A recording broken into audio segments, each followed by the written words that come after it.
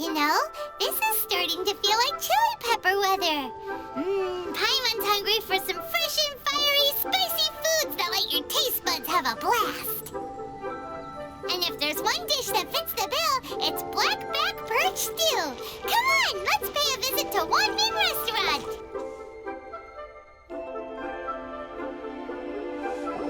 Hey, guess who's here? Oh, no way! It's the Traveler and Paimon! Ah, Traveler, welcome. Good to see you. What can I get for you? We want some blackback perch stew. All right, blackback perch stew it is. Make yourselves at home. It'll be right out for you in just a moment.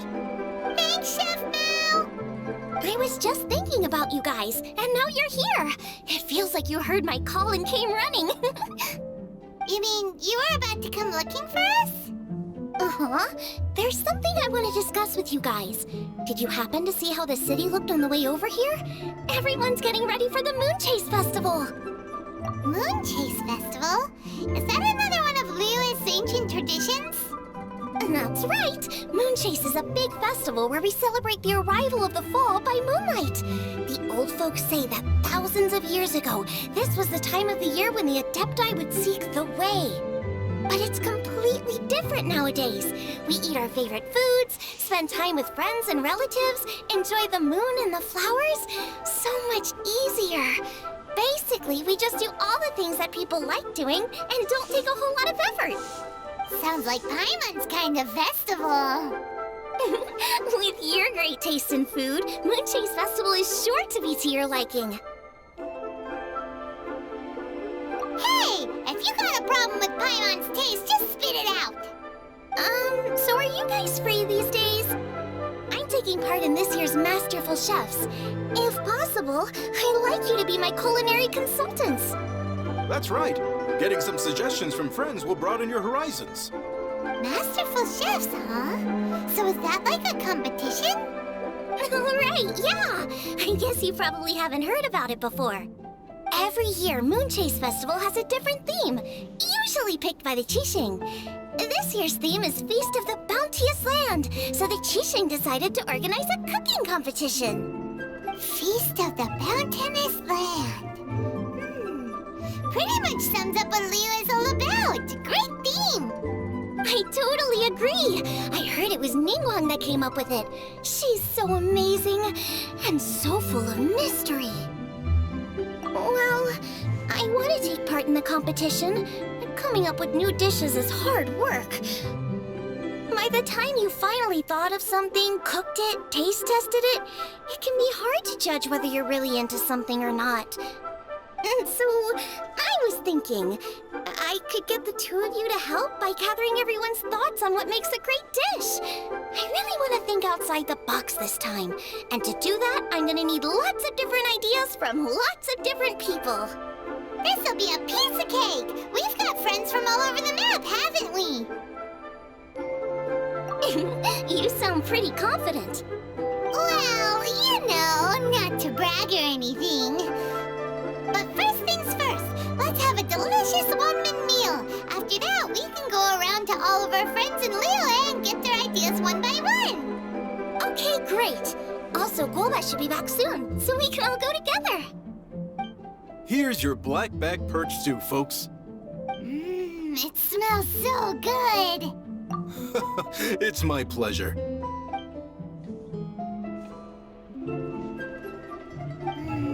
That was so delicious. Theory confirmed. This is definitely chili pepper weather. Xiangling can be a bit of a handful, so please look out for her while you're out and about. Come on, Dad! Why would you say that? Because I know you all too well, my dear. That's why.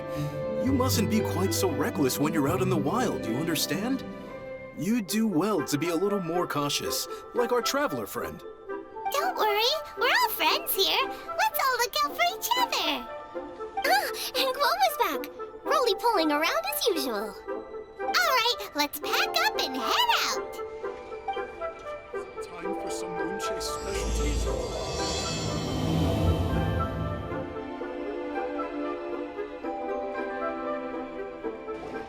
So, it's outside the box thinking that we're looking for, right? Hu Tao always seems to have a unique perspective, so let's make this our first stop. What? My ears are burning. Did somebody say my name? Yeah, it's Paimon and the Traveler. Oh, and Xiangling, too. Oh, of course, Hu Tao. Way outside the box. Meaning you're here for some other reason, right? How might I be of assistance? Well, Hu Tao, I wanted to ask you, what kind of food do you like? What food I like? Off the top of my head, I don't really have an answer. Wow, so even Hu Tao gets lost for words sometimes. Paimon sure didn't see that coming. Come on, even the chirpiest birds clock out for the night, right? I'm no different. Pretty sure clocking out isn't something birds do, but okay. Right! There's no need to overcomplicate it. Just pick a dish and tell me what you like about it. I'm doing some market research. I see. Launching a new dish? Well, let me say right off the bat, nothing weird, okay? Some poached fish, a side of shrimp dumplings. That is all you need. Poached fish and shrimp dumplings? That's a bit ordinary, isn't it? Well, it is and it isn't. Think about it. Poached fish is hot and spicy with a powerful aroma. It's a dynamic dish. Add a side of shrimp dumplings, and there's your static component. Got it? Dynamic? Oh, I can do dynamic. Mushroom slime stew it. No, not that kind of dynamic. A dish is more than substance, it's a mood. Poached fish is red and spicy. It elicits a response from the eyes, ears, nose, and mouth. That's why I call it dynamic. Shrimp dumplings are more subdued, clear and smooth with a pure and subtle fragrance. I call that static. Combining dynamic and static is how you create a perfectly balanced meal. A union between opposite but complementary features coexisting in perfect harmony. Paimon didn't follow that at all. But at the same time, it kinda sounded smart, so... Okay, dynamic and static. Opposite but complementary. So is this just another way of saying you should keep everything balanced? You know, a little meat, a little veggie, a little salt, a little sugar? Bingo! Except I don't think you need to have a sweet dish for it to be a complete meal. Personally, I always skip dessert. Okay, I think I got it. At first I thought you were just goofing around, but actually you make a really good point. How did I ever doubt you, Hu Tao? Thanks. When it comes to telling tales, the storytellers have got nothing on Hu Tao. Sounds suspiciously like a compliment to me. I'll take it. Uh-huh. Well, at least one of you gets it. Everything in this world runs on its own set of principles, be it the circle of life or sugar and spice. You either get it or you don't. Since the Traveler seems to approve, I'll make sure to factor it in. Paimon thinks we're pretty much done here now. Let's head to Boo Boo Pharmacy next. Boo Boo Pharmacy? Yeah, you'll definitely get some interesting responses over there.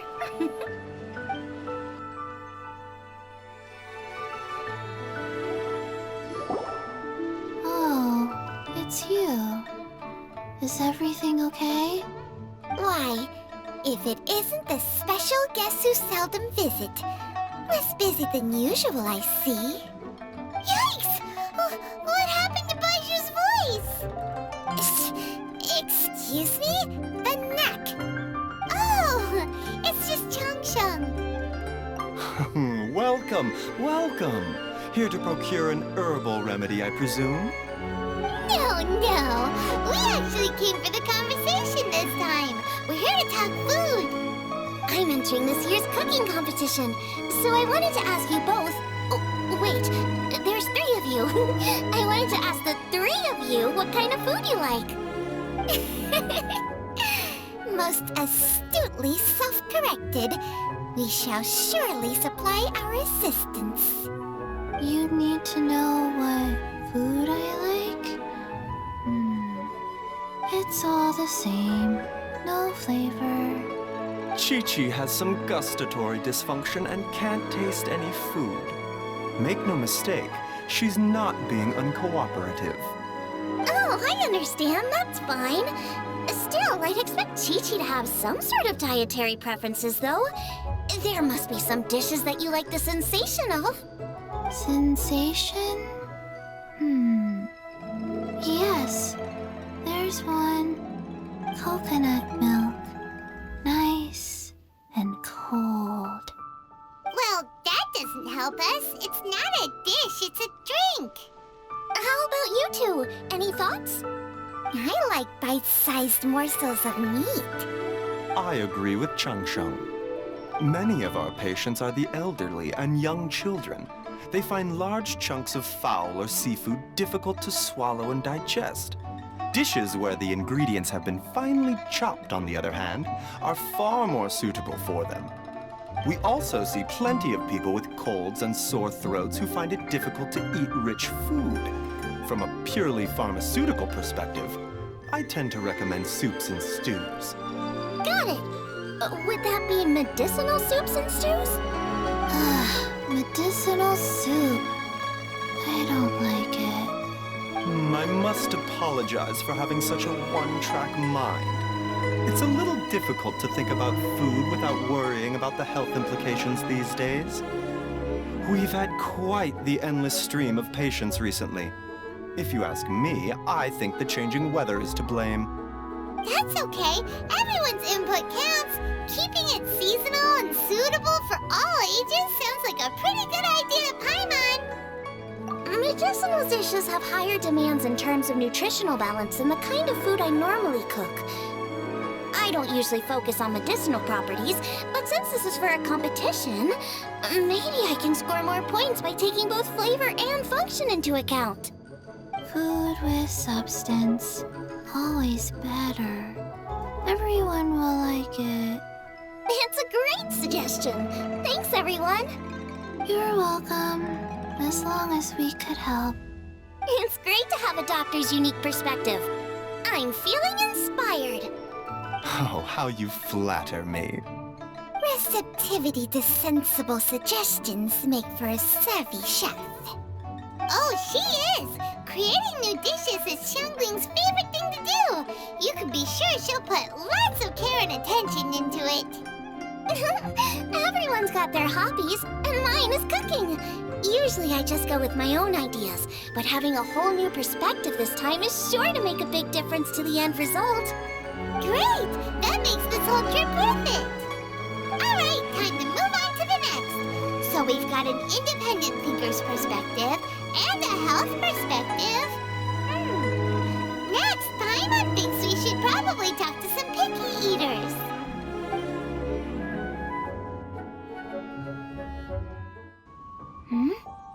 Oh, it's the Traveler and Paimon. And Xiangling. Greetings, friends. It's been a while. Hey, what brings you here? Has something happened? What's with this great big stone on the ground? Long story. So, just to confirm, I will assume responsibility for handling this stone of unknown origin. Any objections?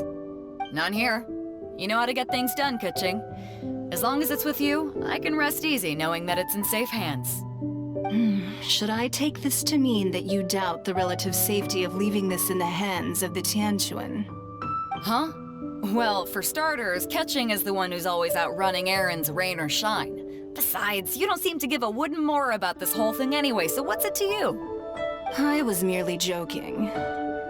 You, meanwhile, seem only too ready to pounce when an opportunity to publicly lambaste me arises. Even when it means giving our poor mutual friend here the cold shoulder. By no means. You wish to know about the stone, I presume. Then let me invite the great seafarer Captain Beto to tell the story, if she would be so kind. You... Fine. Well, it's a big one, right? And such a smooth surface, too. Makes you think there's gotta be a good chunk of jade in there. It was found by a fishing crew, not far off the coast. It must have been underwater for years, so the erosion will be what's given it that smooth finish. Finds like this cannot be kept as private property, and must be submitted to a holder of public office. Placing it into our custody will also give them peace of mind. So, what's inside it? Well, we've hit it with just about every weapon we could get our hands on and haven't managed to even dent it yet. Clearly there's more to it than meets the eye. No weapon could smash it open. Wow. Paimon doesn't think we've ever encountered a stone like that before. Kuching has taken an unusually keen interest in this giant stone, which is why we are leaving the matter in her capable hands. Let's put that aside for a second. Traveler, what brings you here? Were you looking for someone? Actually, we were looking for all of you. We need all hands on deck here. Oh? Hopefully not because there's been some sort of cataclysmic event. No, nothing like that. Paimon's just getting carried away. I just wanted to ask everyone about their food preferences. Food preferences? That's a little unexpected. I have rather simple tastes. Precise, pure, smart, and sophisticated. That is all I require. That's your idea of simple, huh? I summed up my culinary requirements in 4 words. Is that insufficiently simple for you? A few weeks out on the open ocean would fix your flawed definition of simplicity, let me tell you that. What about you, Beto? Me? If it's freshly cooked and piping hot, that floats my boat. If it's got a little chili pepper in there too, I'm one very happy captain. Paimon thought you would have said bar food. Oh, bar food works too. As for me, it's got to be seafood. Okay, got it. So, seafood, piping hot, and, simple but sophisticated. And that's where I would disagree. Traveler, surely you've heard of golden shrimp balls. Oh my, they're my favorite. You need to wash and devein the shrimp, wrap it in finely sliced potato strips, then deep fry it to perfection. There's no room for cutting corners. They're very precisely put together. They taste pure, the presentation is smart, and the skill needed to cook them is highly sophisticated. It fits Ningguang's forward summary to the letter. Huh. So what you're saying is, for all the frills and trills, good food is all the same at the core? I heartily agree. Golden shrimp balls are a prime example. Their essence lies in combining art and nutrition in a single package. It is a dish of true value. Okay, got it. So Kuching loves golden shrimp balls. I didn't say that. Did I? No, at least not outright. Alrighty. Thanks for all your input. I'll be sure to take it all into consideration. Traveler, Paimon, do you have anything planned after this? Good. I'd like you to help me investigate something. It's about this stone. You picked the right people for the job. We investigate stuff all the time. My thoughts exactly. The Nyxienx has a public duty to deliver our final verdict to the fishermen, but there are also some things I would like to investigate on a personal level. I'm sure you've become acquainted with the general background of the Moonchase festival. However, I have my own understanding of this festival's roots. My grandfather was a researcher of Liyue's traditions. In his notes, he indicated that there was a deity called the Stove God in ancient Liyue, which people paid tribute to at a certain time of the year. Very few written records make mention of the Stove God, and those that do are notoriously confusing. Some scholars believe that the Stove God was just another title held by the Lord of Geo, but others suggest that this was a different deity altogether. One folktale even claims that the ancients found the Stove God's shrine, but there was no statue, only a huge, smooth slab of stone. Shortly after it was found, the stone was lost in transit, and it hasn't been seen since. This stone here has all the same features, so I suspect it could be the one that went missing all those years ago. After many years of researching ancient texts, my grandfather came to believe that the practice of paying seasonal tribute to the Stove God may be best described as a festival. He called it the Stove God Festival. That would make it the forerunner to the Moonchase festival we know today. But this is all just theory and conjecture. To prove any of it, we'd need to start by identifying who the Stove God really was. Now that Rex Lapis has passed on, and Liwa has entered the age of humankind, his successors should continue to respect our nation's culture and traditions, just as he did. That's why I think the responsibility for this situation should fall to me. It's a chance to shed light on our history, revitalize an ancient tradition, and possibly prove my grandfather's hypothesis along the way. With any luck, we'll nail all three in one fell swoop. It was just a couple of days ago that we received this stone. Right after we decided to use food as the central theme for this year's festival. It makes me wonder. Maybe a divine will is at work behind all of this. 3 birds with 1 stone, huh? That's pretty efficient, even for cooking. Hey, don't worry about that. This sounds super important, so don't mind me. Besides, we're only... Wait a second. I got it! What? Why are you shouting? Ka-ching, can I tag along for your investigation? But... Since it's all about the Stove God, I might get to learn something useful about cooking along the way. It'll be great inspiration for me in the competition. Please, let me come along. I promise I'll help. If it means that much to you... Okay, I suppose you can come. Really? Yay! Thank you so much! You're the best! Now that that's settled, time to get going.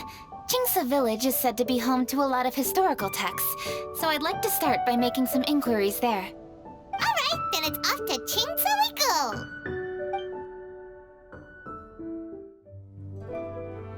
Hi, Granny. We need your help with something. Are there any old books around Jinxa Village? You know, from a really long time ago? Oh, looking for ancient texts, are we? Let me think. There is an old warehouse over there, property of the Feiyun Commerce Guild. Many books are stored inside, those that they have no room for at home. In fact, their youngest comes over this way to read sometimes. The Feiyun Commerce Guild's youngest? You must be talking about Xingqiu. Paimon didn't know they had a warehouse here. Let's go take a look.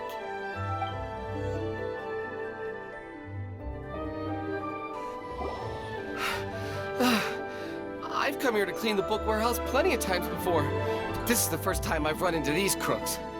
Are you all right? I am, thanks to all of you. Hey, wait a minute. You're the Traveler, aren't you? And you're with... Lady Kuching. An honor. Truly an honor. We'll try not to take up too much of your time. I understand that this book warehouse is the property of the Feiyun Commerce Guild. Could you advise whether we might find any text relating to the Stove God in this collection? The Stove God? I heard that's the Lord of Geo, right? Huh? Really? Yeah. A friend of mine who conducts research mentioned it once before. We use stoves for cooking, and stoves are built from rock. Some people think that the stove is a gift from the Lord of Geo. And that's why they call him the Stove God. Seems logical enough. But do you have any books on the topic? I'm sorry, I'd have to ask the young master about that. Oh, any questions? Please, ask away. Hey, it's Chongyun and Xingqiu. Hello, one and all.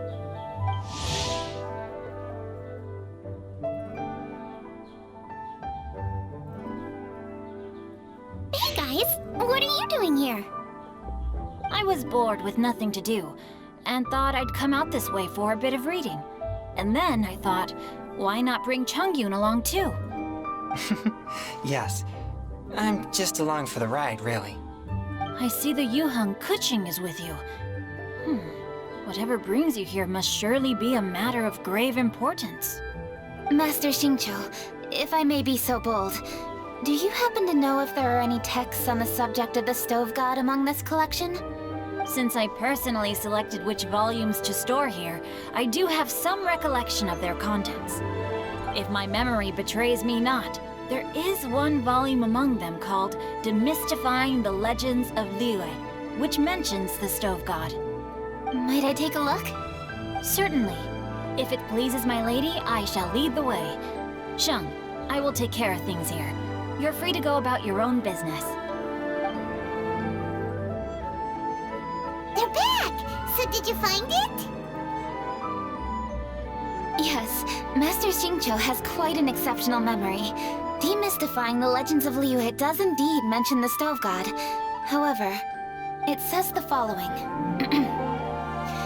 The body of the dragon wielded a tail that could eclipse the sun, and claws to command fire and teach the ways of wisdom. Receiving the gift bequeathed unto them, humankind cooked food with fire, and thus did they prosper. The body of a dragon? The stories about Rex Lapis say the same thing. That much is true, but this is the only passage in the whole book. If we want to find out more, we'll have to continue our investigation. There's nothing further to discover here. It seems we'll have to look at other options. I come from a long lineage of exorcists, and our family too has amassed a number of ancient texts. Now that you mention the Stove God, I seem to recall reading somewhere that this god once appeared at the Guili Assembly. Of course, I can't say if it's true or not. Books are penned by people. All they can do is show what the author was thinking. Everyone's mind is different, so every book on a given topic will give a different account. I apologize that we could not help in a more substantial capacity. Your help thus far is quite ample. Liyue is a vast and rich land. All things that existed here in the past have left their trace. So long as we do not abandon our search, it is sure to bear fruit eventually. Thank you all. We will continue our investigation elsewhere. Hold up. I had a question too. Xingqiu, Chongyan, could you tell me what kind of food you like? Food? Oh no. You're not thinking of taking part in the Masterful Chefs, are you? Yeah, I totally am. What's wrong? You look like you've just seen a ghost. Xiangling, this is a major event. I beg you, please don't cook anything strange for this competition. What do you mean, strange? Mushroom slime stew, to give one example. Okay, fair enough. That dish isn't my most popular. But that's why I'm doing all this research, so I can create some really special dishes to win everyone over. Well, in that case, I like cold food. That's because you can't handle hot and spicy, right? Yes, you're absolutely right. My tastes are on the mild side. I prefer gentle dishes with minimal seasoning. Soups and stews, vegetables and broth, seafood or freshwater fish, either boiled or steamed. These kinds of dishes I am most partial to. No surprises from the Gugua Geek. Okay, another mild child. Got it. These are just personal preferences, and everyone's are quite different. Are you sure this eclectic mix of opinions will be of any use? Of course! You're my customers, and putting a smile on customers' faces is my calling as a chef. Though Xiangling's market research blade stabs often into the dark, her heart never strays from the noble path. If anyone can win hearts and minds with their cooking, it's gotta be someone like Xiangling. She's got pure intentions and really cares about the customers. No, where's all this praise coming from? Knock it off, guys. You're embarrassing me. Sorry for holding you all up. That's all I needed to know. Shall we carry on with the investigation now? Over to you, Kuching. Where to next? So we've learned the Stove God allegedly made an appearance at the Guili Assembly. But today that place is largely a wasteland with few traces of human activity. Wangshuin is close by, so let's stop off there on the way over and see what we can find out. Forgive us, for this is where we must part ways. May your journey be a smooth one. Yes, best of luck. If you run into any difficulties, come and find us. We'll be only too glad to help. Let's go! Next stop, Wangshuin!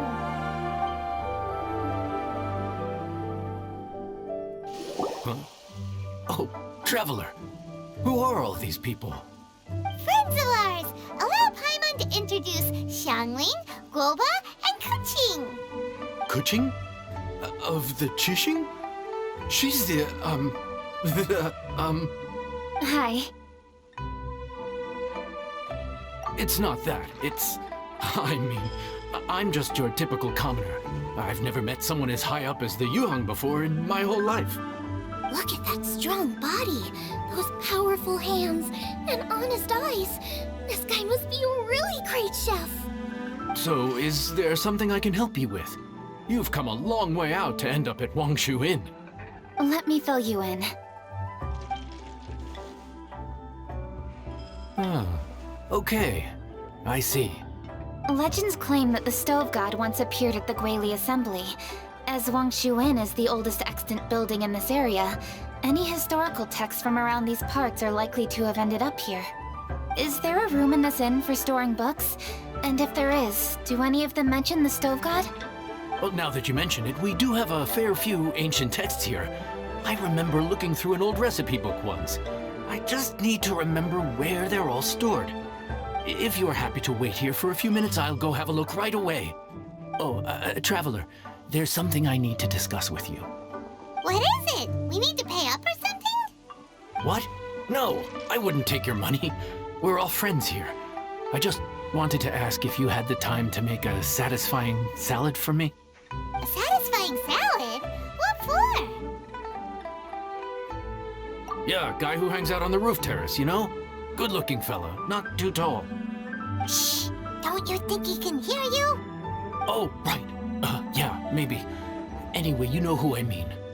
The boss told me to take care of him, but this guy, let me tell you, he is one tough nut to crack.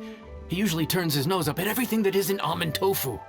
But the boss tells me you once made him a satisfying salad, and it all went down so well.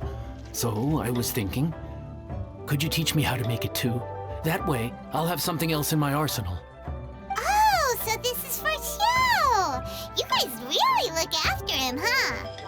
Well, that's life, right? You gotta look out for your own people. All right then, wait right here. I'll be just 1 minute. Clock is ticking! 59, 58... Sorry for the trouble, Traveler. Okay.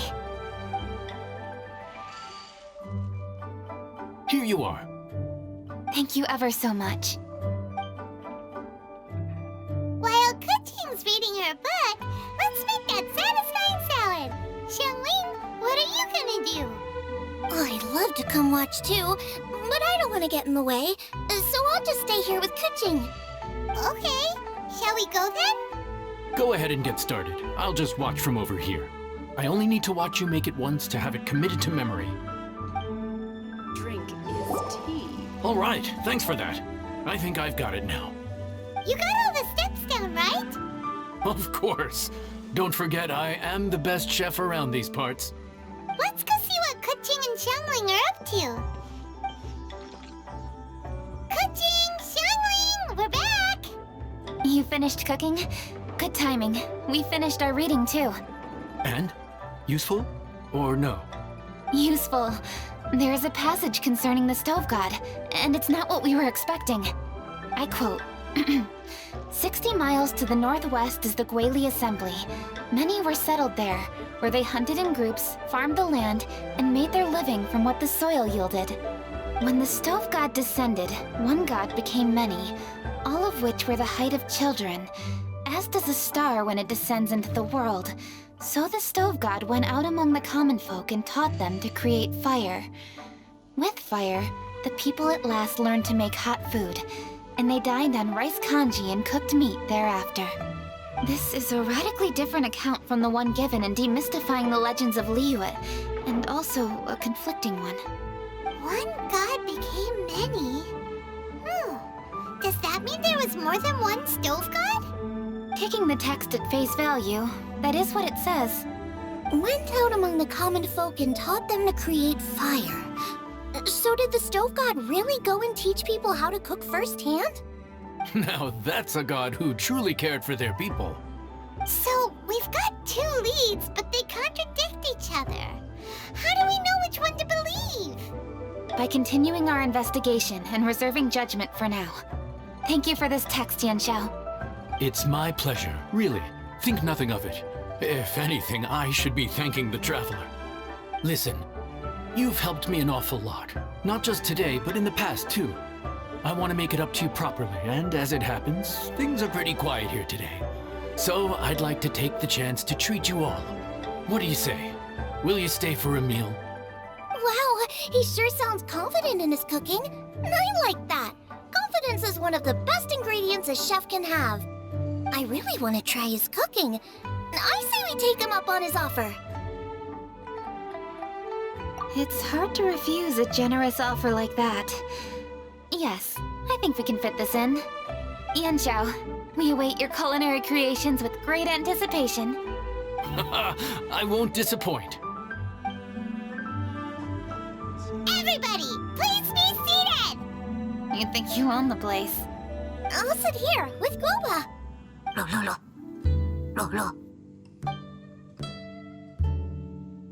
Here we are. That's everything you ordered.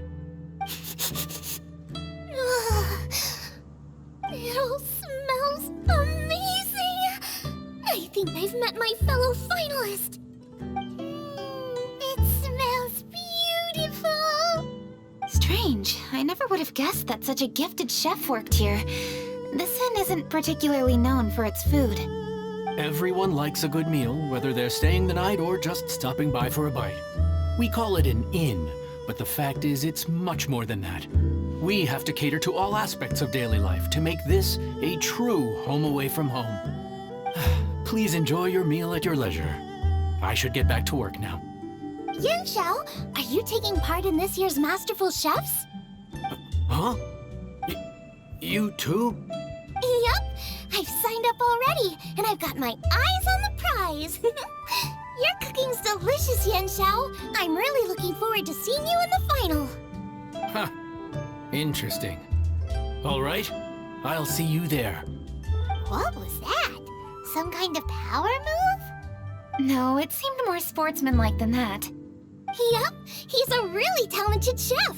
His food was excellent, and it showed he has a level-headed personality. That's the kind of chef that could be a match for me. I haven't had any competitive cooking experience since my cook-off with Brooke in Springvale. You're too kind. Guoba, what are you doing? Guoba's eating the... Those were Nyxienx! How could you steal them while she wasn't looking? Oh, my golden shrimp balls. Bad, Panda, bad! Huh? You ate every last one? Guoba, we've been through this. When we're with friends, you gotta be on your best behavior, okay? I'm so sorry, Nyxienx. I promise I'll make it up to you. What's the big deal? We can just get another plate. After all, it's Yanxiao's treat today. It's not the same, though. The moment's gone. Sure, you can eat something else, but you can never go back and change the feeling of despair as your food is snatched away from right under your nose. A dining experience is a trinity of emotion, food, and atmosphere, and you've got to have all three to make it work. I have to say, now that you mention it, that is a very accurate appraisal of the situation. I'm gonna make it up to you, Nyxienx. Is there anything you want to eat? Anything at all. Whatever it is, I'll make it for you. I don't have high hopes for this, but equally I don't want her feeling guilty. Okay, I'll let her do this for me. If you insist, there is one dish that perhaps you could try making for me. It's an old recipe from my grandfather's notes. No problem. May I see it? I'll get it to you when we're back in Liyue Harbor. Traveler, have you finished eating? Before we do anything else, let's head back to Liyue Harbor. I need to fetch something.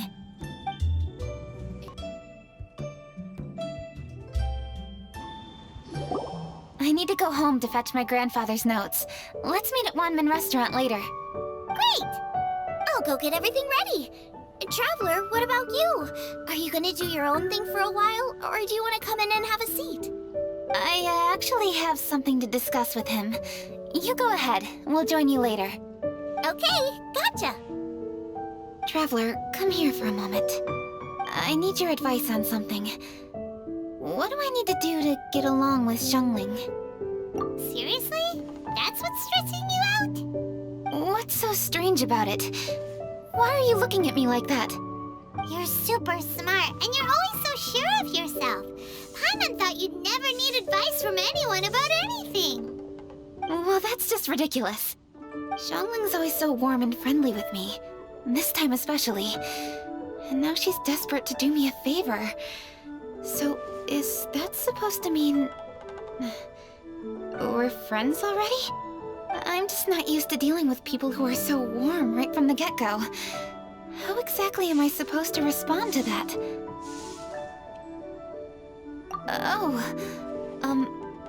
Okay. Noted. Thank you, Traveler. I'll see you again shortly.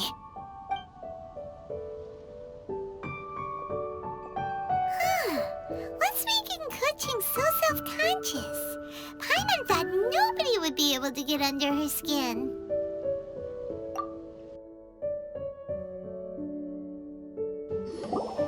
Hey, we're here! Hey, grab a seat. I'm just running through my ingredients to see what I'm missing. Oh, we're gonna do this now? What is it? But this was your idea! Why you gotta dump it on Paimon? Ugh.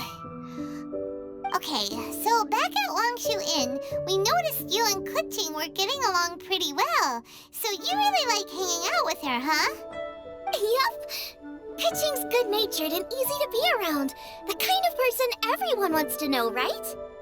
You're a braver person than Paimon. The first time we met Keqing, Paimon found her pretty intimidating. You think so? I remember thinking straight away that she was really easy to get along with. Didn't you see her sneaking treats to Goba back at Wangshu Inn? Yeah, she's great. We know that now. We're just talking about first impressions. First impressions? Oh, okay. Hey, have you guys eaten grilled shellfish before? They can be hard to crack at first, but they taste amazing that way. We've eaten shellfish before, but I don't think we've ever tried eating them grilled. Oh, you're missing out. I'll grill some for you another time. But anyway, Keqing's like a shellfish. Maybe a little closed off at first, but once you get to know her, she's got a soft and squishy side too. Not to mention that even after her favorite food was stolen away, she was still happy looking after Goba. I'm really grateful for that. You make a good point. You know, Xiangling's intuition for people seems really spot on. Is that why she took a liking to Keqing so quickly? Alright, let's see. We're okay for carrots and crab, and we still got some ham and mushrooms. I wonder what Keqing's recipe is gonna be. Huh? What was that noise? What's going on? What the? That bird is huge! Ah, it's the ladybird! Excuse me, one shall not be addressed in such a manner. One shall be known as Adeptus, whose name, should you care to mention it, is Cloud Retainer. Cloud Retainer? That does sound like an Adeptus name. Well spoken. One shall let this young lady's enlightened words atone for the ignorant ones of her friend. A while it has indeed been, traveler. Does one surmise correctly that you hasten hither to partake in the Moonchase festival? Ah, so even the illustrious traveler has been summoned to attend the Moonchase festival. As expected, this year's theme stands proud against the test of public scrutiny. The theme? You mean Feast of the Bounteous Land? The very same. Moonchase Festival falls during the season when many cooking ingredients are ripe. Hence, it is a fitting time to enjoy the finest of foods. One noticed the relative pomp and ceremony with which this year's affairs are being conducted, and could not abide to stand idly by. Let it be known that one's culinary proficiency and ingenuity is uncontested in all the world. Thus does one now appear in this realm, that those who inhabit it might witness one's latest creation, a supreme cuisine machine. A supreme cuisine what? What's a supreme cuisine machine? Patience. One's purpose here today is to meet and to greet. Nothing further. All shall be revealed before your very eyes when the time arrives. Traveler, you are one who has witnessed much of the culinary world. When the day comes, one would be most pleased to see you in attendance, offering your most vociferous ovations. Oh, so we're officially invited? That which is implicitly understood needs not be made explicit, let alone official. I shall say no more and dwell here no longer. Await my word. Be there or beware. This bird always disappears just as quickly as she shows up. Oh, wait, not bird, Adeptus. Hey, wait, isn't she technically an illuminated bird, though? She seemed like someone very prestigious and very talented at cooking. She definitely loves her food. What are you all huddled together over here for? The Adeptus left already. Yay! Kaching's back! Sorry I kept you waiting, Xiangling. This is the recipe from my grandfather's notes. They're not in the best condition, so rather than bring them out of the house, I just transcribed the recipe. Unfortunately, the texts my grandfather worked with were very old. Usually faded, damaged, or both. Some parts are missing from this recipe, too. Do you think you'll still be able to work with it? Oh, okay. Let me take a look. Give me some time. I need to look into it. Sorry for the trouble. Oh, you're all here? That voice sounds familiar. Sorry to interrupt your conversation. I was in the area buying a few things, and I heard the disturbance, so I felt compelled to come take a look. You mean Cloud Retainer? I saw her too. She just suddenly showed up right in the middle of the street. Whatever adeptal power that was, she certainly knows how to make an entrance. Lady Kaching, you saw her too? Do you, have a moment? I need to discuss something with you. What is it, Ganyu? Has something urgent come up while I've been out? No, it's nothing work-related. I wanted to ask about, something personal. Is that okay? A personal matter? Involving me? Surely I haven't done anything improper recently, have I? Please, Lady Kaching. This is really important to me. Oh, okay. I noticed Cloud Retainer was here for quite a while. Did she say anything about... me? When I was young? About your childhood? No, nothing at all. What?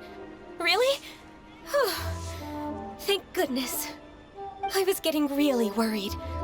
Once she gets talking to people, she tends to go off on all sorts of tangents. So I was worried she might have bored you with some stories about me. Your name didn't even come up, so you've nothing to worry about. Kaching, how are you not asking a bunch of questions right now? There's obviously some juicy gossip here. Aren't you curious to find out what it is? Please, no, don't do that to me. Of course not. Whatever it is, I'm not curious and I'm not going to ask. If Ganyu has a secret and she wishes to keep it that way, nobody should make it their business to try and get it out of her. That's just basic decency, is it not? Yes, ma'am. Fine, I'll never bring it up again. Kaching, thank you. You're so kind and considerate. I've always seen that in you. What's that got to do with... Honestly. Go on, you should be getting back now. Oh my, you're right, I should. Okay, everyone, please excuse me. I should get back to work now. Take good care of Kaching for me. Hey, what are you trying to say? Don't worry, Ganyu, we will. Thanks. Hope to see you again soon.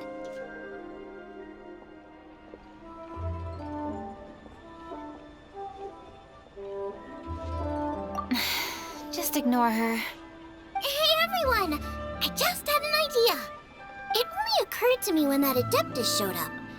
Do you think the Stove God could be an Adeptus too? Ooh, could be. I don't want to assert either way, but it seems highly likely. In that case, we should go ask the Adepti about it. I think my master might be able to help. Master? You mean your teacher is an Adeptus? Uh-huh. She's over at Eugene Terrace. Come on, I'll introduce you.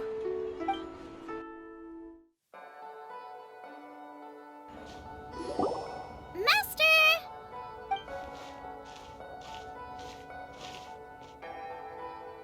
Oh! Hello, Xiangling. Madam Ping is Xiangling's master? I did not expect that. Master, how are you keeping these days? Are you well? Oh, very well, thank you. What a surprise it is that you all had the time to come and visit me today. Hello. Master, we came here because we have a question for you. Do you know about the Stove God? Of course I know the Stove God. Does this mean you know them personally? Ah, I see. It's the Moonchase festival, isn't it? How interesting. So you came to hear some stories about the Stove God. That's right. We're investigating something that happened recently. I see. The great stone surfaces. And so you open an investigation. I must commend your guesswork this far. I did indeed know the Stove God of whom you speak, but it was a great many years ago. Moonchase was originally a rite observed by the Adepti, not something in which the ordinary people of Liyue would ever partake. But over the years, they have sought to emulate it for themselves many times, giving rise to various festivals bearing the Moonchase name. On nights when the moon shone bright, everybody would get together for joyful reunions. There would be fine food, fine wines, and choice teas. Later, Rex Lapis unified all of these various festivals under the Moonchase name to honor an old friend of his. In short, the heavens were our witness as we vowed to the moon to come together in joyful solidarity, to remember the past and reflect upon the present. That is the meaning of the Moonchase Festival. Rex Lapis. That friend made many contributions to Liyue, and Rex Lapis would not have them go unrecognized. Turning this season into a commemoration of his old friend was also a way to honor that friendship. I can only presume that the Stove God Festival was one of the many subsumed into the Moonchase Festival. In the hands of Rex Lapis, our nation's traditions were faithfully upheld. It is to their detriment that we must now be the ones to inherit this duty.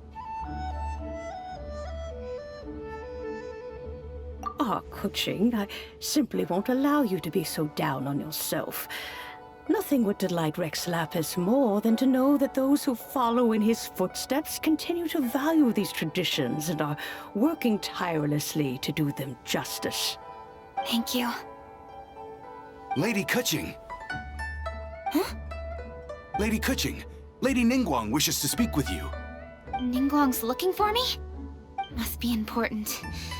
Please excuse me, everyone. If I'm not back soon, you'll find me at Ningguang's office.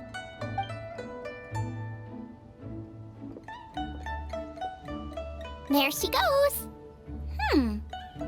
Kuching's a lot more serious when she's got her work face on. Do you want to know who Rex Lapis's friend was? Oh! Hi, my guys!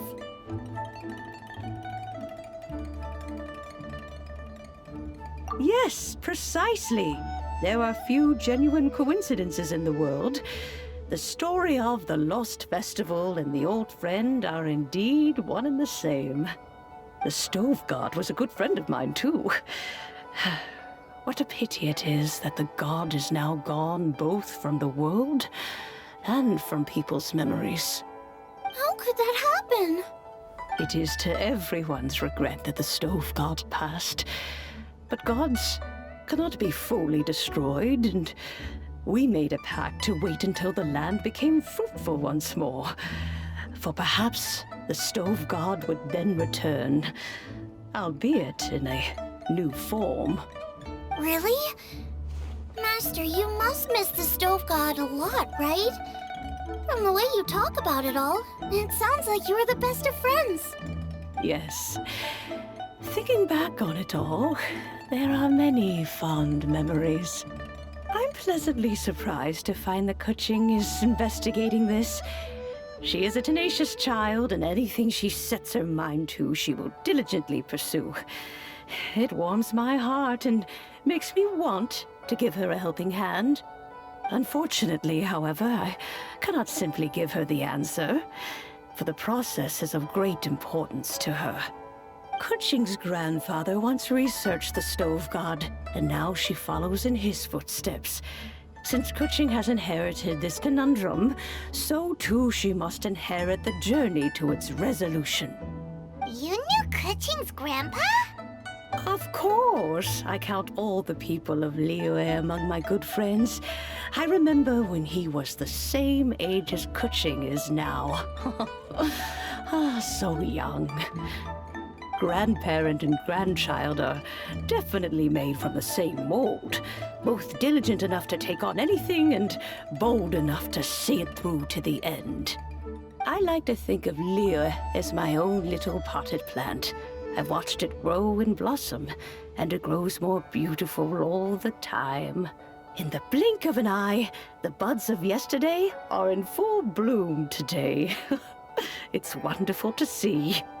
For new blossoms must bloom on the branches if the tree is to remain evergreen and ever young. My dears, you are absolutely right to focus your investigation on the stone. It is, as you suppose, the lost statue of the stove god, and within it lie all the answers that you seek. I should like to see the stone for myself if you would lead me to it. Perhaps the truth will emerge even as we watch on.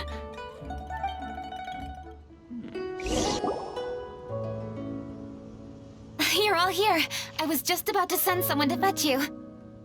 Kuching, has the stone undergone any changes? A crack has appeared in one corner, but we still can't tell what's inside. What happened? Did someone chip it while no one else was looking? More likely a natural occurrence. Our weapons have had no effect on it. How would a natural occurrence crack it open? This is because the stove god draws power from the actions of the masses. The heat of a busy kitchen, the joy of a reunion. Keep up the good work, and the truth will rise to the surface soon enough. All the books say the stove god is the deity of food. So is the stone opening up because everyone's cooking for the festival? Statues draw power from their people. So, if the stove god has dominion over cooking, could it be that the passion people put into their cooking gives power to the stove god? Ningguang and I chose Feast of the Bounteous Land as this year's theme, and now every chef signed up for the competition is busy preparing. Paimon's theory is not an unreasonable one. Plus, a lot of families have reunion feasts around this time. With everyone back home, the whole city's bustling with people, and that adds a lot to the festive atmosphere. So if the stone cracked because Liyue started getting festive, that must mean that when the festive fever peaks, it'll bust right open, right? That's gotta be it, right, Master? Well, we'll have to see then, won't we? Okay, the fact that cooking is involved gives us a perfect opportunity. The selection space of masterful chefs will be held indoors and seen by only a few people, but the finals will be held outside in public. Everyone who wants to will be able to come and watch it. The atmosphere will be incredibly lively, no question. And when the finals end, boom! We'll get to see who the stove god really is, right? It's definitely a possibility. Well, I've already signed up, so I should be able to help. Yes, for a chef as accomplished as yourself, getting to the finals should be a breeze. All this talk of cooking competitions is making Paimon hungry. Oh, Paimon can't wait! It'd be great if Paimon could take a nap and then wake up when it's the finals.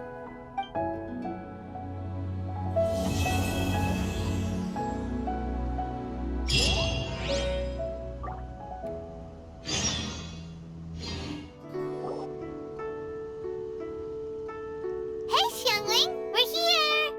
Traveler! Paimon! Did you hear the news? I made it through the selections for Masterful Chefs! Really? Woohoo! That's great! It was a total breeze. I wasn't even trying. But a true champion never rests on their laurels. I'm still gonna need your help to prepare for the competition. I made a few new test dishes and I was hoping everyone could try them and give some feedback. Traveler, you want to be the first? Oh, yeah, we did. And anyway, we get to eat your food all the time, so we're biased. You should find some other people this time, just to play it safe. Good idea. Okay, let me think. Let's get Beto to try it first. Beto! Yep, you can definitely trust her opinion. Let's go find her. Right now, she should be down at the docks. Let me box up this food real quick, then we can head on down. Beto, ahoy! Hey, look, who's she with? Hi, Beto. Hi, Xinyan. Are we interrupting anything? Xiangling! Woman of the hour. We were just talking about you. Beto was saying you and I should get ourselves on board sometime. Says the whole crew's been asking for us.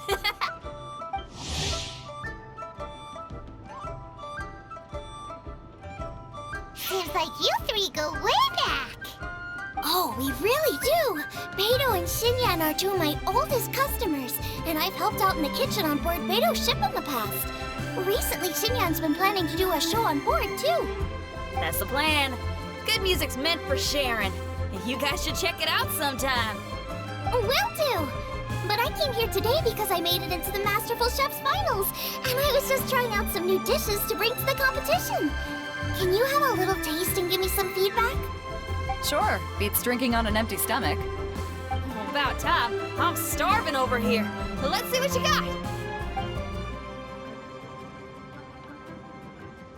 Oh, man! This chicken fuyang's tasting awesome! Oh, this food is too good for me to be soaking up the alcohol with. These three seem to have a great time with each other. The only thing is you've got 3 dishes here. Chicken fuyang, come and get it, and crystal shrimp, and they all taste kind of refreshing. Is refreshing really a flavor? When you spend all your time at sea, you don't have a lot of choice when it comes to food, especially on the longer voyages where you've got to stretch out your rations as far as you can. First thing you want to do when you get back on dry land is dig into a nice hot meal that's swimming in oil and has a ton of flavor. That's the exact opposite of Ningguang's tastes. Oh, sure is. Beto's tastes are pretty similar to mine and Xiangling's. Ugh, Ningguang. I am sick of hearing that name. Our tastes couldn't be more different. You'll never find us eating the same bowl of food. But last time when you were chatting with her, Paimon thought you two seemed to get along just fine. We're evenly matched. Guess that makes us equals. But I'm sorry, limp cabbage leaves are never gonna do it for me. I hear ya. Steamed cabbage and broth might be upper class and look fancy and all, but man, is it boring! It's never gonna give you that flavor explosion you get with some of the other dishes out there.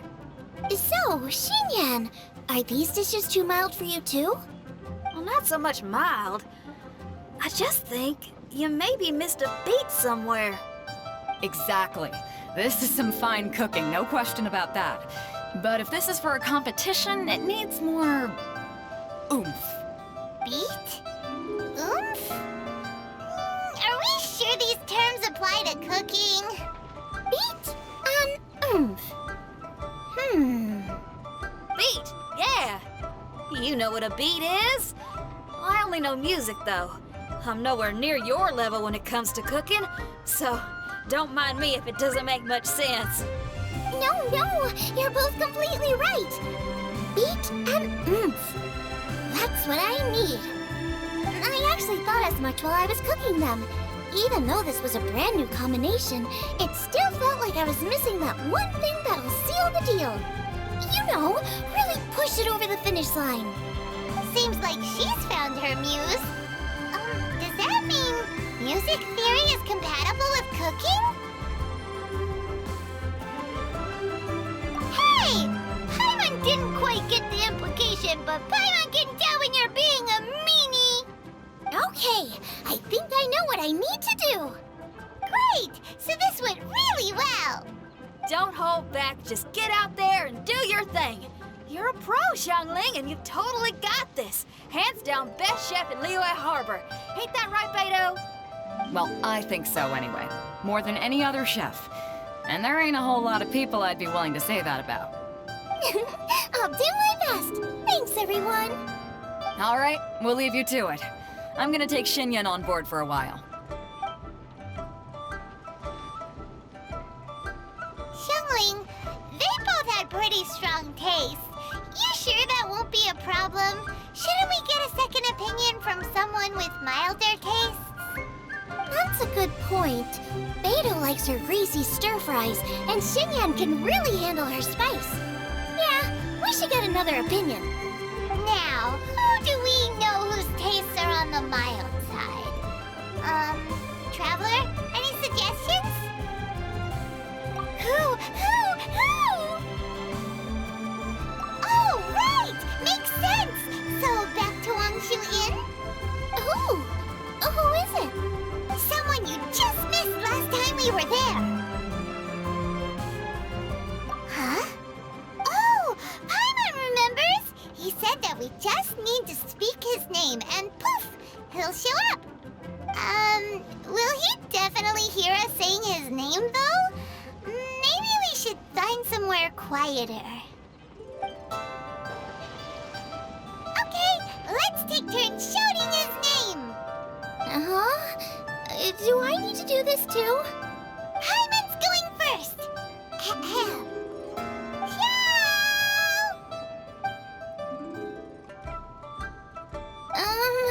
Nothing's happening. Let me try again. Xiao! That's weird. Does he not want to hang out with us? Wait, so let me get this straight. Some guy with special powers promised you both that you just need to shout his name and he'll show up? Well, not both actually, just one of us. Oh, right. Well, you should be the one to try it then. Paimon clearly just doesn't want to feel left out. Okay then. You called? Whoa! He actually came! You spoke my name, did you not?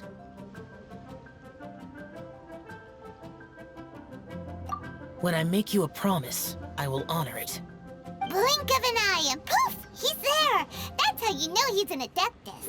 An Adeptus? Xiao, was it? Hi there. It was me who asked the Traveler to call you here. My name's Xiangling. I'm a chef. I've made it into the finals of this year's Masterful Chefs, and I'm testing some dishes out in preparation. I'm trying to get feedback from customers with all different tastes. Customers. And that includes me? Uh-huh.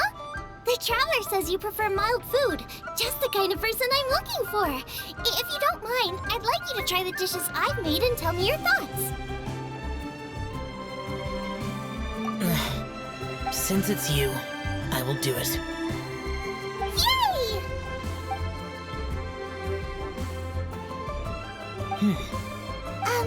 How is it? Are you sure you can eat it? Don't force yourself. Tastes pretty good. Huh? Really? I can't believe it. An Adeptus says he likes my cooking. If my dad was here, he'd be crying You excel in the culinary arts. I'm reminded of another chef I know. That chef cooks dishes with soul, as do you. Both of you are masters of your craft. Who do you think he means? Smiley Yanxiao? If I had to find fault with something, the two sides are a little strong for my taste. Some minor adjustments would take this dish from excellence to perfection. Just my own opinion. Do not fixate on it. Take it or leave it as you see fit. Alright, go easy on the sides. Okay, I got it. Thank you, Adeptus friend. It was really great to meet you. I'll be leaving now. See you next time. Paimon still can't believe he actually came! So, what would happen if we called his name again now? Do you think he'd come back right away? Only kinda, maybe, not really joking. Jeez. Good news! After 2 rounds of taste testing, I've had an idea on what to do next. Great! Lucky we picked the right people to talk to. I'd better head back and try this out a few times while it's fresh in my mind. Thanks for your help. Oh, and the final is in Yujing Terrace. You better come and watch. Will do. Good luck! You bet!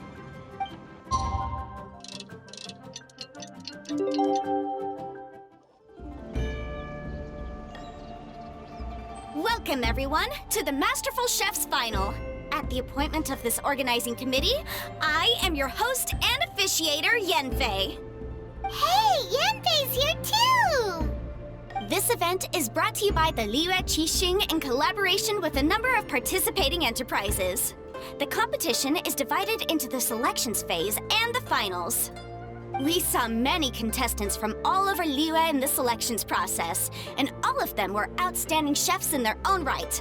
Of those, the 2 strongest participants were put through to today's finals. In just a few short moments, the finals will take place right here before your very eyes. As the officiator, it is my honor and privilege to represent the organizing committee and indeed the people of Liyue in overseeing today's proceedings. Next, please allow me to introduce the judges. There will be a select panel and an audience panel. The 3 members of the select panel are the Tianquan, Lady Ningguang, the Yuheng, Lady Keqing, and last but not least, gourmet connoisseur, Uncle Tian. In addition to these 3, 10 judges will be chosen from among the audience to sample our contestants' dishes and cast their vote. That makes a total of 13 judges with 13 votes between them. Each judge will vote for their preferred finalist, and the one who receives the most votes will be today's winner. It's all so exciting! And now, please join me in welcoming our 2 contestants into the arena. Come on out! To my left, a competition favorite down from Dihua. Life's harsh when you live on a marsh, but this kitchen ace will put a smile on your face. Please welcome Smiley Yanxiao. Hi, everyone. Whoa! Yanxiao made it into the finals too! But what's up with him? He seems really nervous. Yanxiao! Chin up! Shoulders back! Everyone from the inn is super proud of you! Huh? Oh. And to my right, a stalwart of Liyue Harbor culinary scene, a little feisty with a whole lot of spicy. Give it up for Xiangling! And her mysterious assistant, who knows who? Paimon knows, it's Guoba! Hey everybody, I'll do my best.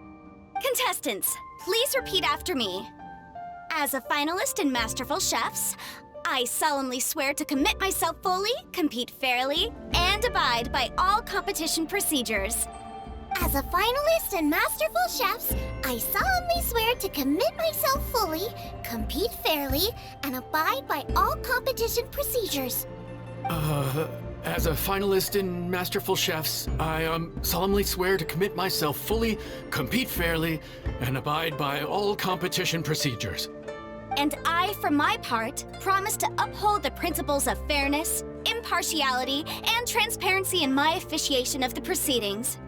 Now, I will hand things over to the select panel judge, Ningguang, for the announcement of today's theme. Thank you all for being here today at the Masterful Chef's Finals. I am the Tianquan Ningguang. The organizers have chosen the theme for today's event, and that theme is Of Earth and Waterborn. Of Earth and Waterborn. Just like the Feast of Bounteous Land. It really captures the spirit of this year's Moonchase festival. It's like surf and turf, but the deep and meaningful version. The rules are simple. The one who receives the most votes wins. Tailor your dishes to the judges' preferences, or win over the audience with your originality. The choice is yours. Well then, I look forward to both of your contributions. Contestants will have 1 hour of cooking time available and may only use ingredients provided by the organizers in their dishes. I trust this is no problem. Okay, without further ado, let the cooking commence. Begin! Time to pull out all the stops!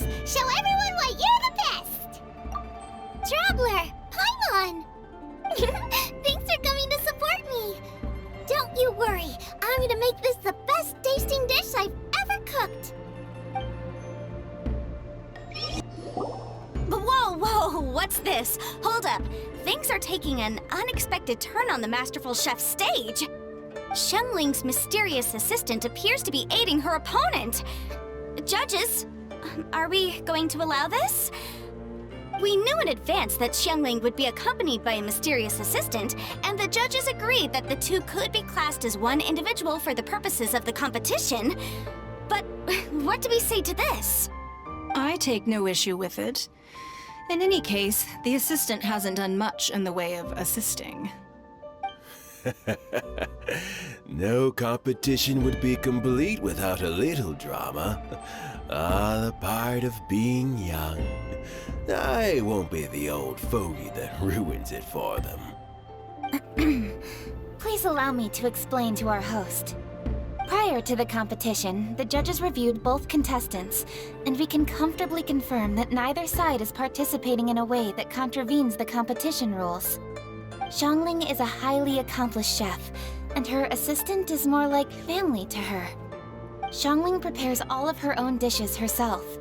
All that her assistant will do is occasionally provide a fire source. Given Xiangling's level of culinary skill, the difference between her using firewood or her assistant is a trivial one. I appreciate everyone's concerns. The presence of a mysterious assistant performing strange dance moves to cheerlead for Xiangling is a little unexpected. But the mysterious assistant has now started cheerleading for Smiley Yanxiao too, demonstrating total impartiality. By encouraging both Xiangling and her opponent, they have proven to be a fair supporter. That's right! Boba's not really outside help. Boba just likes to watch people cook. I'm sure the only reason they went over there is to try to help Yanxiao feel less nervous.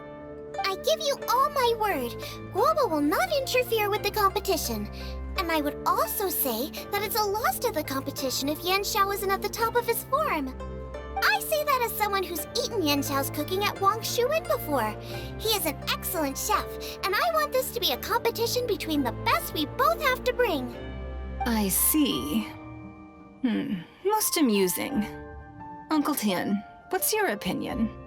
I have no objections. It's an honor and a privilege to see two contestants so dedicated to having a fair and square contest. The judges and the officiator accept this explanation. Let the competition continue. Yanxiao, are you alright? I don't know what's wrong with me. I've never been so nervous in my life. Look, my hands won't stop shaking. Take it easy. I've been there before. I can help. Try saying a tongue twister to yourself in your head. Or think of some happy memories about your dad. Why my dad? That's a bit specific. Because that's what I do.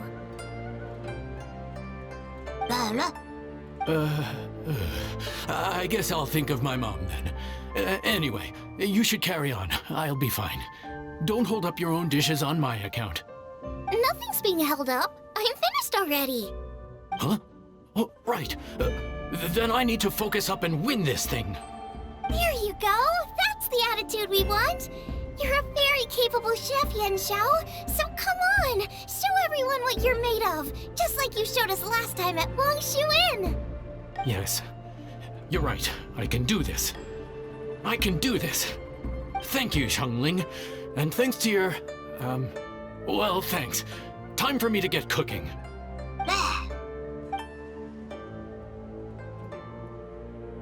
Time's up!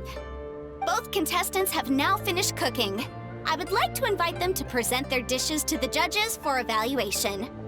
We will proceed in the order that the contestants finished. Xiangling, please describe your dish. My dish is Jiyun chili chicken with sides of triple-layered consomme and crystal shrimp. The theme is of earth and waterborne, which includes land and sea. In other words, land animals, fowl, and seafood are all potential ingredients. My main dish, Jiyun chili chicken, is a combination of fowl and chilies. Jiyun chilies capture the essence of the mountains where they grow, and fowl is a gift from the heavens. Triple-layered consomme also uses fowl, and its other ingredients are ham and bamboo shoots. These are also flavors from the mountains, but they complement and contrast with the chicken dish, fresh instead of spicy, cold instead of hot. The crystal shrimp is made from a combination of rice, shrimp meat, and carrot. A thin, translucent skin wraps diced carrot and a whole shrimp, fresh, crispy, and tender. Shrimps are a gift from the ocean. Tightly wrapping them in a skin made from rice makes this dish a blend of land and sea, fresh with a hint of sweetness. It's the perfect note to end this course on. Ooh, a strong delivery there from Xiangling. Let's see what our next contestant Yanxiao has to say. My dish is Adeptus Temptation with a mint salad and golden shrimp balls. As Xiangling says, earth and water means land and sea. So birds, land animals, and seafood were also the ingredients I incorporated. Adeptus Temptation is a much-loved dish in Liyue, and as chef of Wangshuin, I've always been proud to offer this as the signature specialty dish of our menu. It's a complex dish with very particular ingredients: smoked ham, crab, fresh shrimp meat, and matsutake. I chose this as my main dish as a sign of respect toward my profession and to this competition. The mint salad is my first side. Cool and tender with a subtle sweetness, it's a perfect answer to the rich and strong flavors of the Adeptus Temptation. Golden shrimp balls is a time-honored classic loved by everyone. A hearty and wholesome broth, followed up with a shrimp ball. Oh, pure bliss. Paimon can smell it from all the way over here! It's driving Paimon crazy! Judges, please sample the dishes. Very impressive.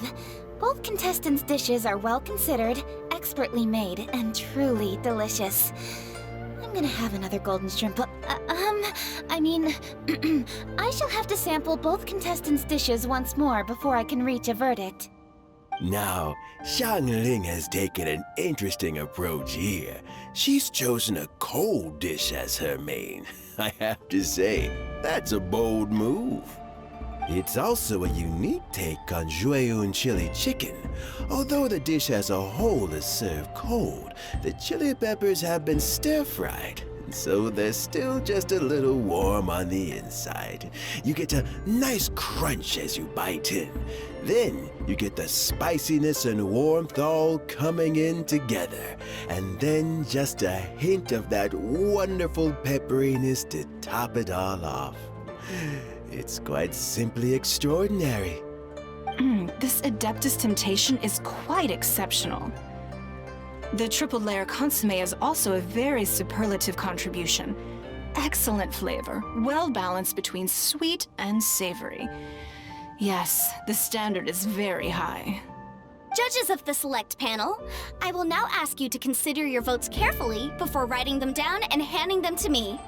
Also, the organizing committee has selected today's audience judges, and they are now evaluating the dishes. Everyone who's been lucky enough to sample today's dishes, please consider and cast your vote independently. How are we not involved in this? Why didn't they pick us to be judges? Paimon has buckets of passion and oodles of expertise when it comes to food. If they don't want Paimon, it's their loss. Oh. Yippee! For all the chefs there are in the world, and for all the amazing dishes they can cook, the fact remains that you're the one who treats Paimon the best. Thank you all for waiting. All votes have been received and counted, and the results have been returned to Ningguang. I now invite Ningguang to take the floor and announce the results of the Masterful Chef's Finals. It is my pleasure to announce that the winner of the Masterful Chef's Finals is...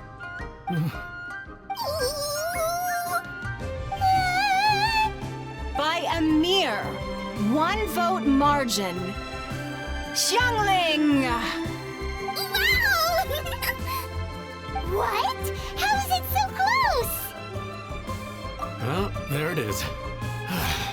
I knew it. It was a close contest, but we have a winner. Lila Harbor's Xiangling has beaten Dihua Marsh's Yanxiao by just 1 vote. There can only be one winner, but the fact that this was so close shows just how much both of these outstanding chefs managed to impress our judges. Thank you both for your stellar contributions here today. A big thank you to all the audience for being here today, especially those who have come from far and wide. As officiator, I declare the result of this competition to be fair and valid, thus bringing the Masterful Chef's Finals to a close. Thank you all for coming. Until next time. Please exit the venue in an orderly fashion, and remember to take all of your personal belongings with you. Come on, let's go over and take a look.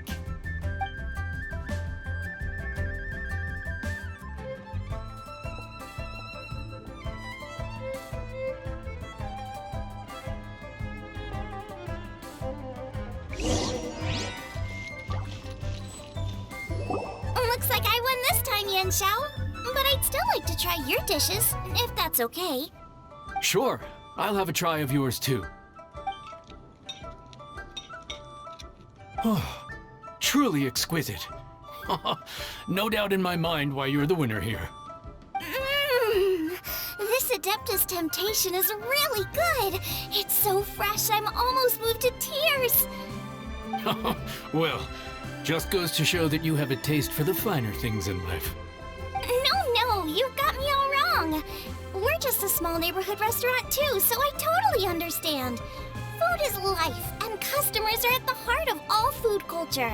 So humble food cooking is not to be looked down upon. Is that right? Huh. I'd heard you'd gotten famous for your experimental approach to cooking and were all about fancy and exclusive foods. Never realized you'd done your time in a small kitchen too. Well, there you have it. All the greats come from the smaller places. The same goes for you. You can't work in an inn kitchen unless you know how to consistently please customers. It's no wonder your food is so top-notch. You're the kind of competition I'm glad to have. Let's stay in touch. Maybe we can find some time in the future to trade tips. You got it. And next time we meet as competitors, let's both be even better than we are now. All right, deal. Traveler, Paimon! Thanks for coming. Did you get to try the food? Don't even go there. Paimon's still peeved. I can't believe it. You didn't get picked? Well, never mind. Don't get mad. I'll make some more for you when we get back. You will? Woohoo! Great! Oh, the organizer said that Yanxiao and I need to go register our delivery addresses. Apparently, they're gonna deliver an exclusive ingredients package and the prize money at a later date. So I need to get moving. I'll come find you guys after. Xiangling seems really happy. Good for her. Looks like Kuching and Ningguang left already. As the organizers, they must have gone to wrap up some last-minute things. Let's go ask them for an update about the statue.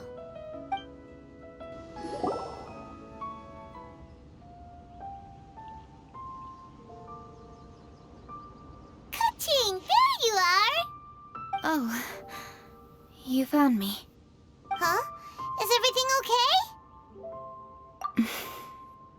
Traveler, I have found myself in something of a predicament.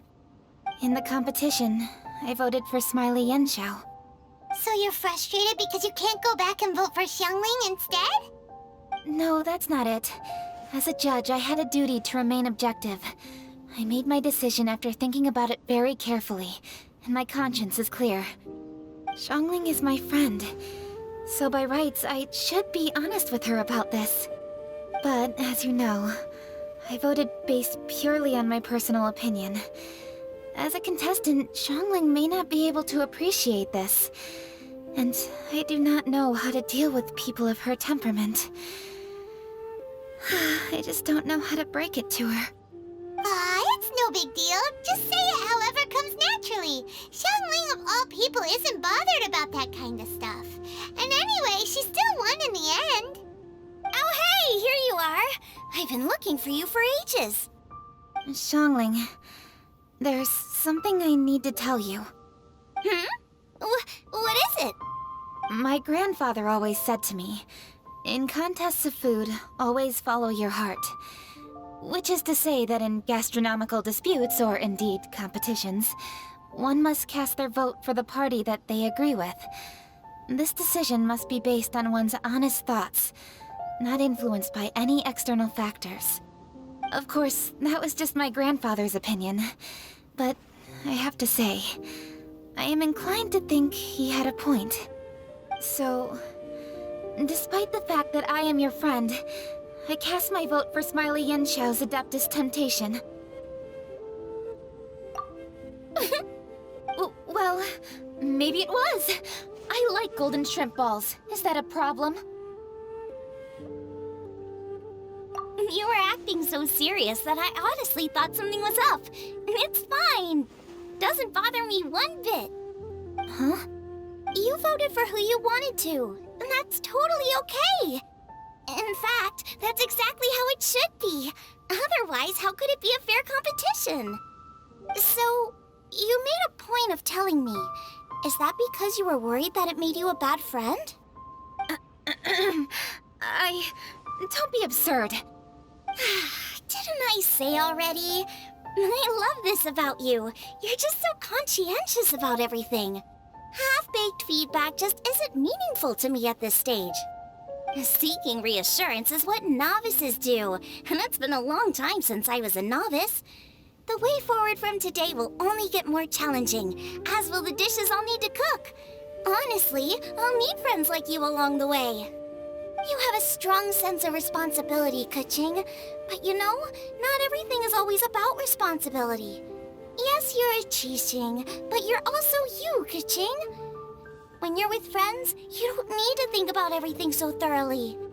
You know that's what Ningguang's like, right? Beido's always telling me about how well she gets along with Ningguang. They even play chess aboard her ship sometimes. So you see, Ningguang's kind of bold in that she doesn't let her identity and reputation get in the way of her ability to have a good time. You could take a leaf out of her book. Outside of work, it's time to let go and relax. Traveler, Xiangling, anyway, what are we standing around here for? Let's go and check on the status of the Stove God statue. Oh, yeah! Paimon had nearly forgotten about that. Let's go see. How strange. It hasn't changed one bit. This doesn't make any sense. We cooked our hearts out. Does this mean the competition wasn't enough to awaken the statue? Oh well. I suppose it was simply not meant to be. Yeah! We've waited this long already. There's no harm in waiting a little longer. Right, Xiangling? Yep, there's still time. Let's be patient. We'll all see this through together. On another note, I have some good news for you, Keqing. Things are looking optimistic for that recipe you gave me. Master came by before the competition and filled in the parts that were missing. So now I'll be able to cook it. In fact, I'll go find somewhere to make it right now. Wait here. Xiangling. Oh, and Traveler, could you come with me? Huh? You only just beat Smiley Yenshao! You think you're up for challenging us already?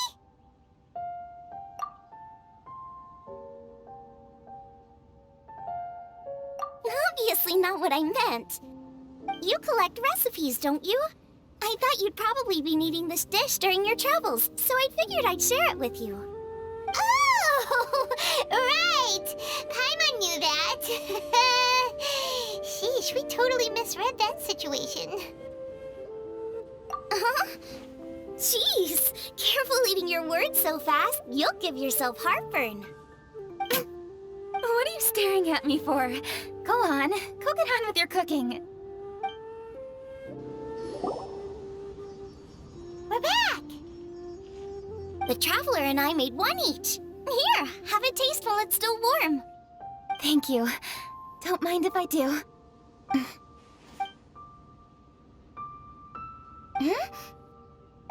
What is it? What does that face mean? This flavor... I've tasted it before. Apologies. Xiangling, Traveler, thank you both. This is everything I had hoped it would be. It tastes wonderful and... quite amazingly, somehow it took me right back to my childhood, when my grandfather was still around. Really? That's awesome! I didn't have a chance to fully explain before.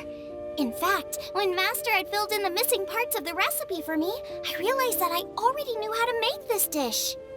You already knew? You mean you were able to make this without ever seeing the recipe? Uh-huh. My dad taught me how to make it. Wait, but isn't this dish from Keqing's grandpa's notes, though? About that. I do not believe that this recipe was my grandfather's creation. My grandfather was a well-known real estate tycoon in Liyue, and also a scholar. He was an avid collector of old books and was quite knowledgeable on many of Liyue's customs and traditions that are no longer practiced.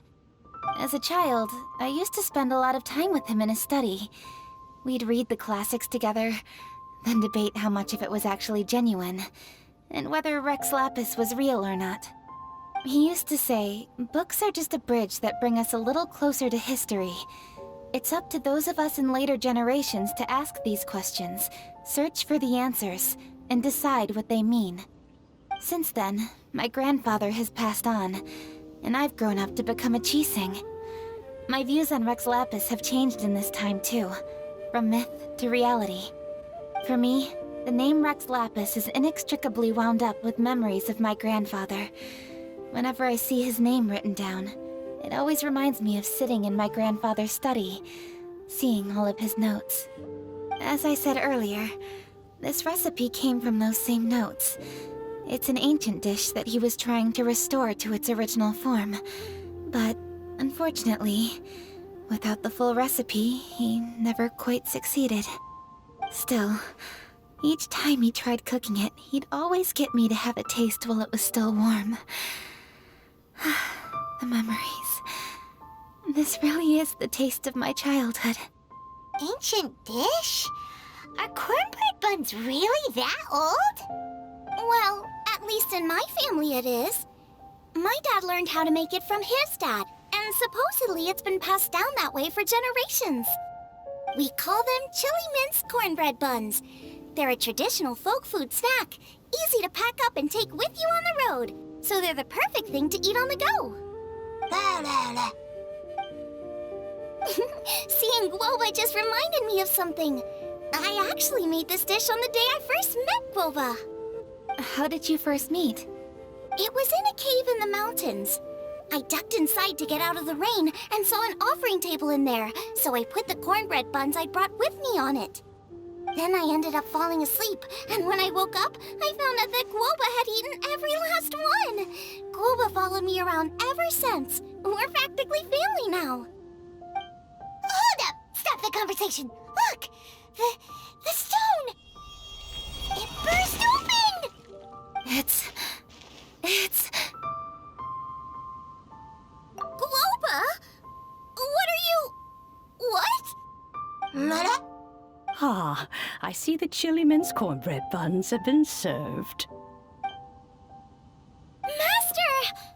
Granny, look!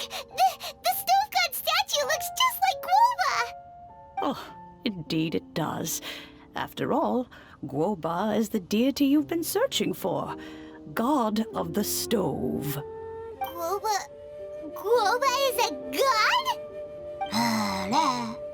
You asked me if a sufficiently festive atmosphere would be enough to reawaken the stove god. And my answer is this. Yes. And no. The stove god has always been a deity with great affection for the people, and who acts in response to their desires. To him, the heart's passions and the heart's desires are not the same thing. Passion can be a technique, a skill, something derived from experience. But desires, they are deeper, more innate. They are the heart's strength in its purest form. Masterful chefs is wonderfully exciting, but it is more an exercise of passion than of desire. And passion alone will not suffice to reawaken the stove god from his deep slumber. But just now, when Kuching ate this dish she had longed for, a deeply held desire was fulfilled. As well as receiving an answer to her question, she also gained something much more precious. A moment of poignant nostalgia so vivid, it felt like she was right there alongside her grandfather. The enormous power unleashed by the fulfillment of this desire resonated with the stove god's statue, and caused it to manifest once more the form it took in the past.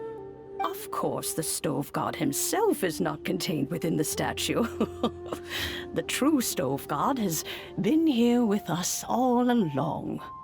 How does it feel, seeing a statue of yourself from your glory days? Look at him. Still so majestic. Glory days? Wait, what happened? Did Guoba used to be different from now? Oh, yes. Back in his day, your Guoba was once the patron god of the soil. But all the wisdom and power he had then, he has since surrendered to the soil itself. A god surrendering their power to the soil. I have heard this turn of phrase before, but what does it mean? The kinds of trials and tribulations that a land can face are far more than you could imagine. Droughts, floods, torrential rain, hurricanes, earthquakes, tsunamis, fires, and plagues. The threat of disaster will never fully disappear from Liyue. Even woes that have never been faced before in history will come to pass in the future. Such things affect you mortals far more than we Adepti, with our immortal forms. He once walked with you over the barren plains until you arrived at last at the harbor. He joined you in building your dwellings and lighting the stoves. It was his hand that lit the very first street lamp of Liyue and brought the aroma of cooked food into every household in the land. You mortals no longer remember him, but back in the age when you did, he was the closest of all the Adepti to the common folk.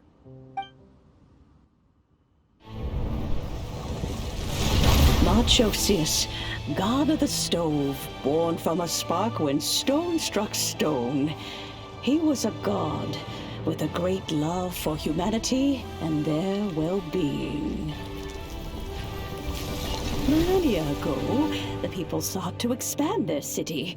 They built a dwelling on the plains and called it the Guili Assembly. The stove god cared greatly for the people, turning himself into minions who went into every home, fostering food and solidarity alike. Alas, their home was taken by a flood. The waters ravaged the Guili Assembly and forced the people back south to Liyue Harbor. Though the distance was not far, the journey was plagued by a terrible storm. For a dozen days, the Adepti stayed by their side. During this time, the stove god cooked an ancient delicacy, flatbread with a meat sauce to stave off the cold and damp, fit for those on the move. Centuries later, disaster and plague arose once more. The stove god would appear no longer, for he placed all of his power into the land itself to quell the calamities. His power expended, and his wits greatly reduced. Thus his body decreased in size. By the time he parted ways with us, he wasn't even the height of a human. He told Rex Lapis and I of the dishes that bring joy and of the secrets of the flame, then went into the mountains and entered into a long slumber.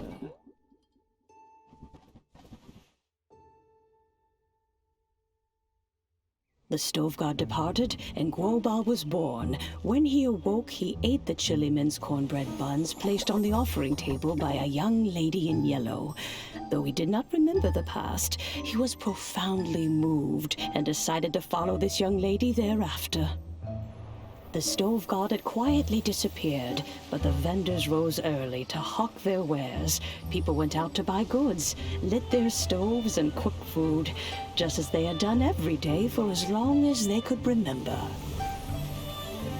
In Liyue, things have always been this way.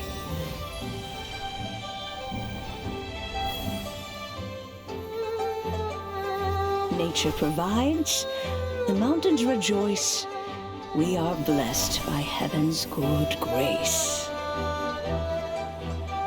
Years have gone by. The world has transformed, but our way of life survives.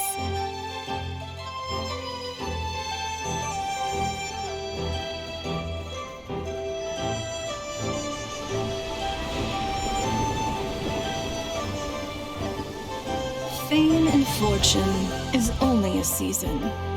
It is the moment that we should embrace.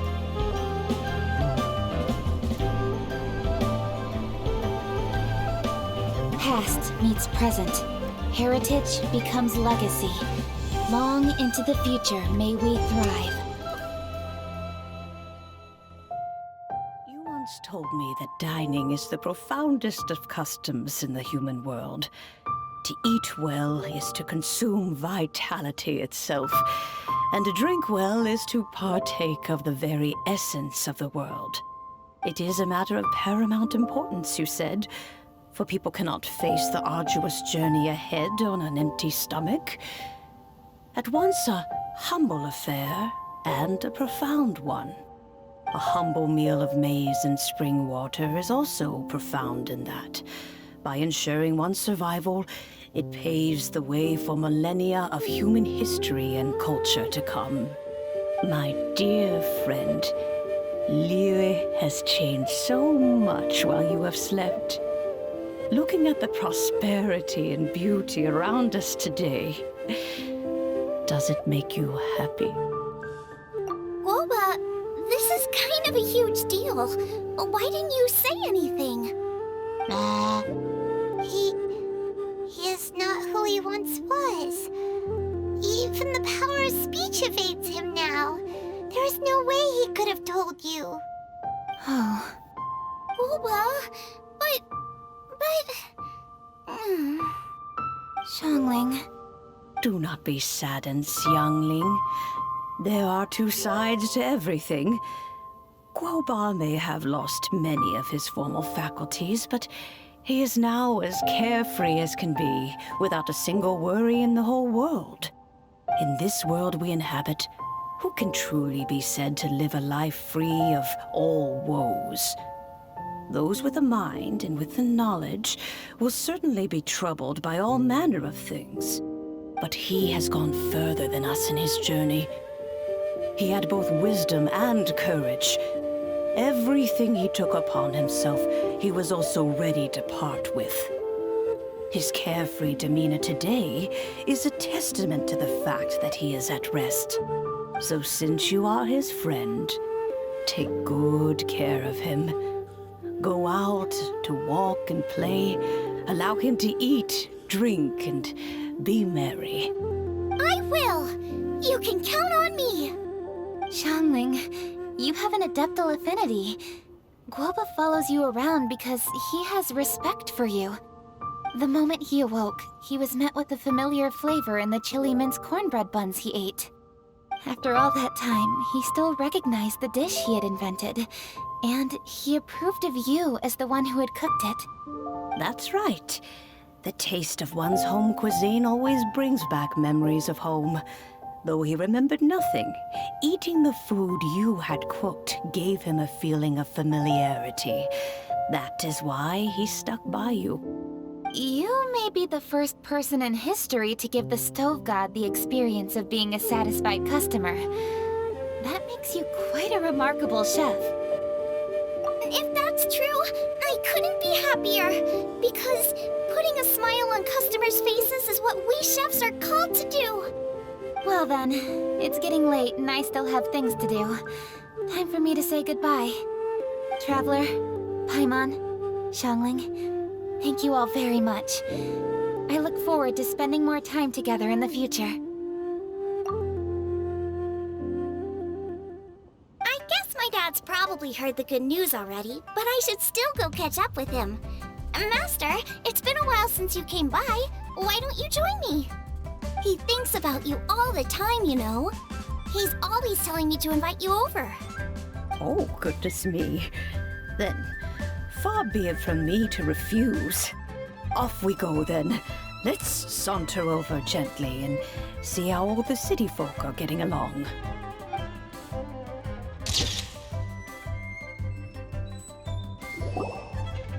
Hi, Dad! I'm back!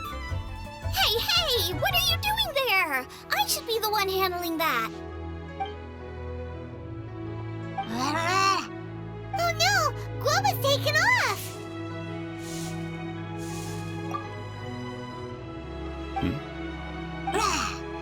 Oh, it's you. Hello there, old friend. Oh, bless my soul. Are you out for a stroll as well? Given the season, it felt fitting to take a leisurely walk while the meal is being prepared. Quite right. And it also gave us the chance to run into you. Guoba may not recognize you, but as ever, he seems quite delighted to see you. So, Guoba doesn't remember anything, but can still feel when something's familiar? Friendship will always withstand the ravages of time. Traveler, what do you think of the name of this festival? Moonchase. The moon is a carrier of countless emotions. So many things only seem to surface as we gaze up beneath its poignant glow. Wherever the moonlight shines, the heart is wont to follow. Fond memories of those no longer with us. Debts of gratitude to old friends. The meaning of ages past and gone. All wrapped up in the city that has existed for so many moons to date. All these things and more. They are why people chase the moon. In old age, the sight of many things puts one in a wistful mood. But children are always a beautiful sight to see. Such exuberant life force.